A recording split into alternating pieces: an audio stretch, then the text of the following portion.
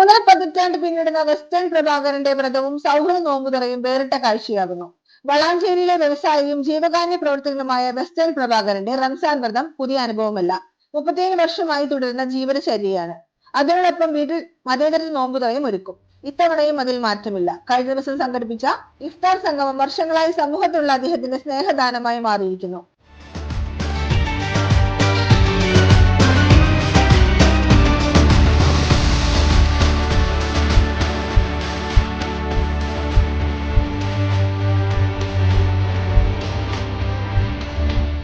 അയൽവാസികളും സുഹൃത്തുക്കളും ഒരുമിച്ച് കൂടുന്ന സംഗമം സൗഹാർദ്ദത്തിന്റെയും ഐക്യത്തിന്റെയും ഉജ്ജ്വല മാതൃകയായി. സുഹൃത്ത് മുഹമ്മദ് മുസ്തഫയുടെ പ്രേരണയിലാണ് പ്രഭാകരൻ റംസാൻ വ്രതം എടുത്തു തുടങ്ങിയത്. പിന്നെ ശീലമായി. ഇതിന്റെ ചെറിയ ശസ്ത്രക്രിയയെ തുടർന്ന് വളരെ കുറച്ചു ദിവസത്തെ നോമ്പ് മാത്രമാണ് മുടങ്ങിയത്. സമൂഹത്തിലെ നാനാതുറകളിൽ നിന്നവരെ പങ്കെടുപ്പിച്ച നോമ്പുതുറയിൽ ഇത്തവണയും ജാതിമത ഭേദമന്യേ നൂറുകണക്കിന് ആളുകൾ പങ്കെടുത്തു. നോമ്പുതുറയ്ക്ക് ശേഷം നിലവിൾക്ക് കൊടുത്തി വീടിനൊരു തരം നമസ്കാരവും മതേതര സന്ദേശമായി. സംവിധായകൻ ലാൽ ജോസ്, പാണക്കാട് മുനവറലി ശിബാ തങ്ങൾ, Abid Hussain Thangal MLA, municipal chairman Ashraf Ambalathinkal എന്നിവർ പങ്കെടുത്തു. ഇത് 37ാമത്തെ വർഷമാണ് റംസാൻ വ്രതം എടുക്കാൻ തുടങ്ങിയിട്ട്. 1988 തുടങ്ങിയത്.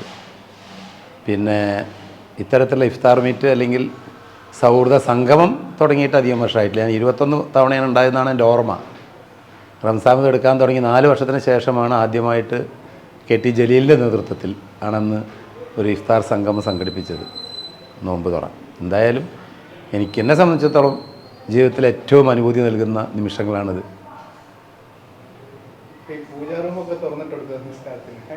പൂജാ റൂം തുറന്നിട്ട് ഇവിടെ എല്ലാം തുറന്നിട്ടാണ്. എല്ലാവർക്കും എവിടെയും പ്രവേശിക്കാം.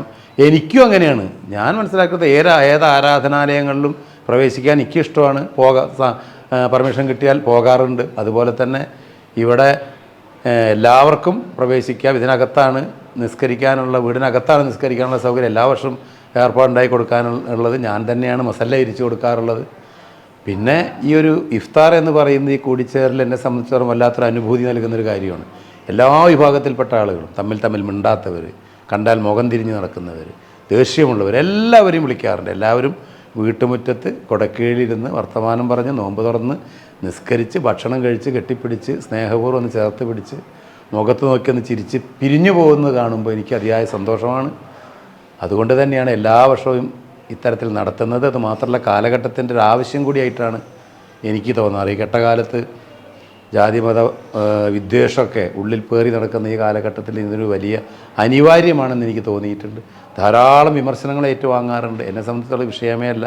ഞാൻ ചെയ്യുന്ന പ്രവൃത്തി എന്താണെങ്കിലും എനിക്കിഷ്ടമാണോ, സന്തോഷമുള്ളതാണോ, മനസ്സ് അംഗീകരിക്കുന്നതാണോ, മറ്റൊരാൾക്ക് ഒരു പൊടി പോലും പ്രയാസം ഇല്ലാത്തതാണെങ്കിൽ, ഒരാളെ പ്രയാസപ്പെടുത്താത്തതാണെങ്കിൽ, വിഷമിപ്പിക്കാത്തതാണെങ്കിൽ ഞാനത് ചെയ്യുന്നു. അത്ര മാത്രമേ ഉള്ളൂ. ഞാൻ ആ കാര്യത്തിൽ വളരെ സംതൃപ്തനാണ്. ഇന്ന് പ്രത്യേകിച്ചും ഒരുപാട് സുഹൃത്തുക്കൾ, ലാൽ ജോസ് അടക്കം, കക്കാട് മുഹമ്മദ് വൈസി, മുനവറലി ശിഹാബ് സ്ഥിരമായുള്ള ആളാണ്, ബഷീർ കണ്ടത്താണി, ആബിദ് ഹുസൈൻ തങ്ങളുടെ MLA, ഒരുപാട് പേര്, എല്ലാവരും വിളിച്ചവരൊക്കെ വന്നിരുന്നു.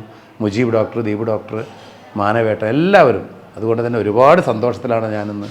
എന്നെ സംബന്ധിച്ചിടത്തോളം ഒരു വർഷത്തിൽ ഏറ്റവും കൂടുതൽ സന്തോഷിക്കുന്നൊരു ദിവസമാണിന്ന്.